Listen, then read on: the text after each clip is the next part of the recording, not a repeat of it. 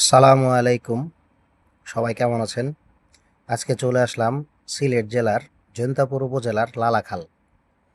লালাখাল একটি পর্যটন এলাকা এবং গুরুত্বপূর্ণ স্থান। লালাখালের পাশ দিয়ে প্রবাহিত হয়েছে সারি গোয়াইন নদী।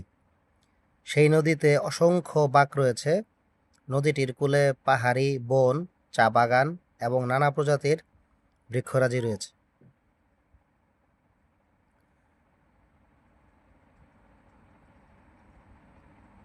এই নদী দিয়ে পর্যটক ইবনে বতুতা বাংলাদেশে এসেছিলেন।